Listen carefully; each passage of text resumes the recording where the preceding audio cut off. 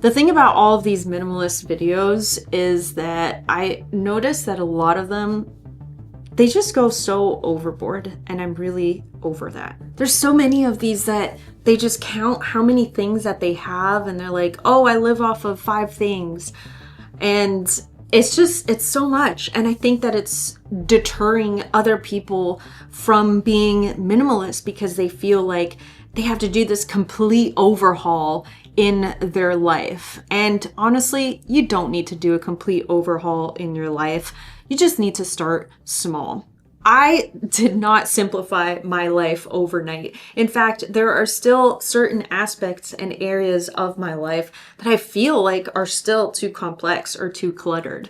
And it's a constant journey. It is a journey to be a minimalist. It is not a destination. I didn't go from one day to the next. This was something that was a process. So when I talk to people about minimalism, I make sure to emphasize that because I don't want them to feel like they're just going to flip their life 180 upside down from one day to the next overnight, because that's not very realistic.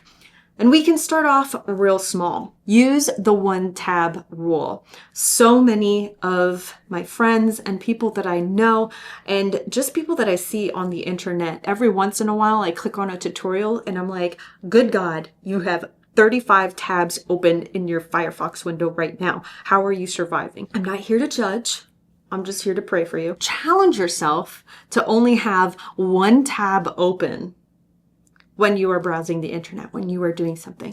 This is a challenge. This isn't something that you need to apply as a law in your life, but it is something that can flip a switch and help you to see things in a new perspective and try something new and be able to challenge yourself, to really push yourself out of that comfort zone of having all of these tabs open. Because having so many tabs open means that you are fragmenting your attention between all of these different tabs and you aren't really invested in what you are doing in each one of the tabs. So try that out. Let me know how that goes. Tidy up every morning for 10 minutes. I just said every morning just because, again, I'm trying to challenge you. I'm breaking the boundaries here by telling you what to do. But honestly, if you challenge yourself to just do 10 minutes of tidying up every day, then you'll start to notice these changes in a big way. After the 3rd day, you're going to feel so much lighter because you have created systems, you're more organized, you're feeling maybe a little bit decluttered, a little bit having a little bit more clarity. When you create this ritual of tidying up every day just for a few minutes, then you will always have a tidy space. And then it comes to a point where you just don't even realize it anymore. I do a little bit of cleaning or tidying up or like making sure that things are in order every day. And this isn't obsessive. I'm not like over here like polishing my cabinets every day. I'm not talking about that, but it's just like noticing little things, right? Like if your keys are not in the key tray, just like move it. Okay, I've tidied up, right? Like these little things, it just creates those habits that you need to create that consistency of having an environment that is constantly organized and clean and decluttered. This is kind of a big one because I feel like it's almost a part-time job, or it can be for a lot of people. And number 3 is unsubscribing to email newsletters on a weekly basis. So I only really check my email like once or twice a week. I have it scheduled so that I don't get taken over by responding to emails and stuff like that. But every time that I check my email, if I see something come in, I unsubscribe immediately. Creating that habit means that I am preventing these emails from coming in the future. If you don't unsubscribe now, and then you don't unsubscribe next week, and then you don't unsubscribe the following week, then they just keep emailing you, and then it keeps increasing. The number of newsletters that you get in your email keeps increasing, and it might not even be something that you're interested in anymore. So instead of just deleting or archiving that email message that you're not really interested in, try to unsubscribe. Go straight to the unsubscribe button and try to do that every week. No phone for the first hour of the day. This is a little bit challenging.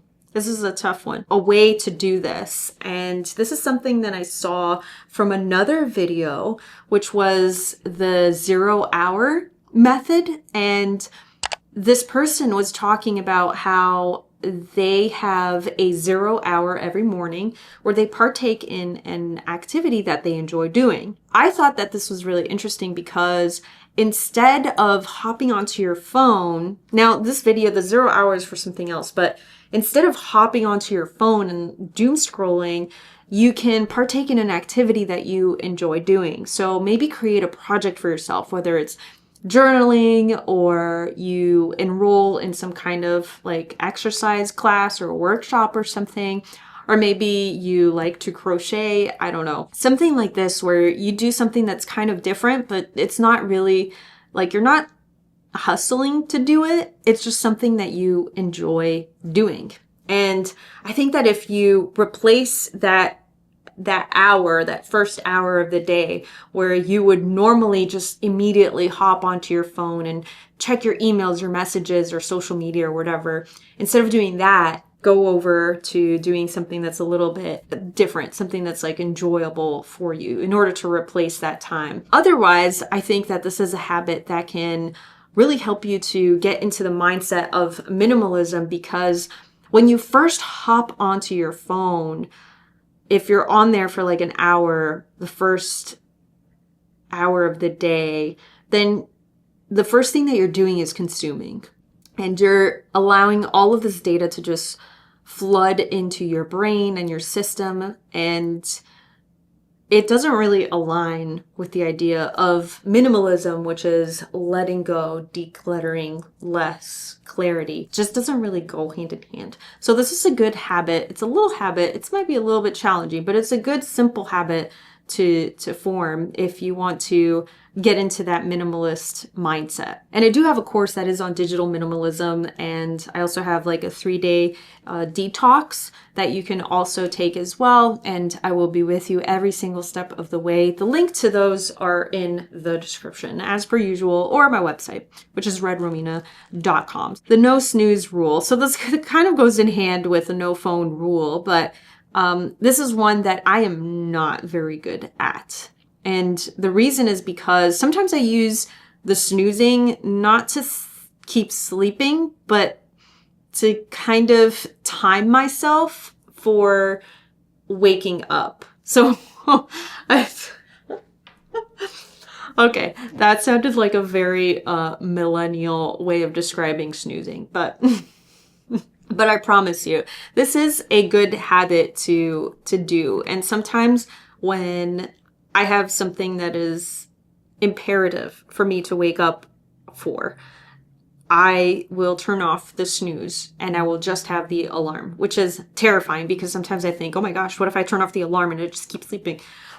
Which is what the snooze is for. But you can try this out. Again, these are challenges for you. This is a way for you to break the mold and kind of get a fresh way of doing things and trying to shake things up, declutter your life to achieve that kind of mental clarity that you're looking for. No snooze. Try it out. Let me know how that goes in the comments. Good luck to you.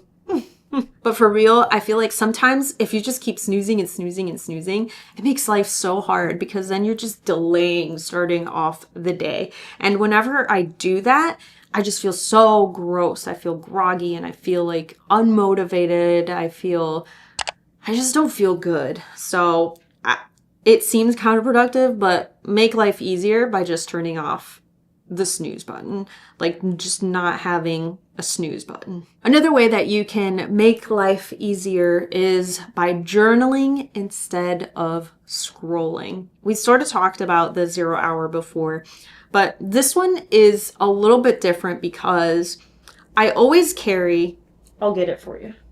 I always carry a little pocket notebook. I make sure that all of the notebooks that I buy are pocket size because I like to fit them in my purse. Like if I'm going to a party or an event or whenever I'm going out to lunch or whatever, I like to have the pocket size because I can fit it in my purse or in my pocket and I'm able to take it with me. So whenever I feel the urge to grab my phone, I will grab the notebook instead. And I don't always journal, especially if I'm out in public. I just like to journal privately and I like setting the mood for that. But anyway, I like to replace grabbing my phone and scrolling around and just trying to find something to do so that I can avoid talking to people. And oh gosh, existing is just so hard, right? Anyway, having a place to write down some of your thoughts and some of your feelings.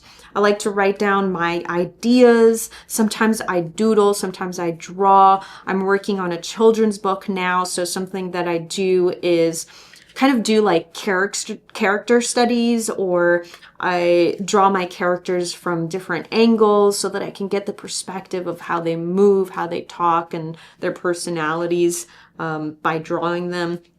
So replace your scrolling with journaling. Trust, it will make life easier because you are exercising that muscle called your brain. So you are exercising your brain and your creative thinking and your problem solving. And when you're just scrolling on your phone, you are not doing any of that. And so when you need it most, your brain's going to have a hard time tapping into that. Say no without feeling guilty. Whenever somebody presents you with a project idea, nope, I'm already working on other stuff. When somebody invites you to go somewhere and you don't want to go, no, I'm all right. Let me know when you want to hang out next time. When somebody is calling you and you are working, nope, silencing the phone. I'm not picking it up because I'm focused. Don't feel bad about saying no, because at the end of the day, this is your life. The way to make it easier is by working on the things that bring you joy, by working on the things that fulfill you and the things that challenge you. And if you take on things that don't do those things, then you are just making life more complex. You are cluttering it with things that don't fulfill you. That is not very minimalist. Again, that is complicating your life, not making it easier. So don't feel bad. If you don't want to do something, just say no. And you know what? If you don't want to do some of the things that I mentioned in this video, some of these habits, then don't do them, you know? But hopefully some of the things that I mentioned in this video kind of spark something in you, and maybe you can try one of these out. See, I feel like I do one or two, and then it all just kind of snowballs into having more peace, having more focus, feeling that freedom that people seek from a lifestyle like minimalism. Rewatch this video, maybe take some notes, and pick one of these and do it for a week and let me know how it goes. Hopefully you enjoyed this video, and if you did, then please give me a thumbs up and subscribe to let me know that you enjoyed it.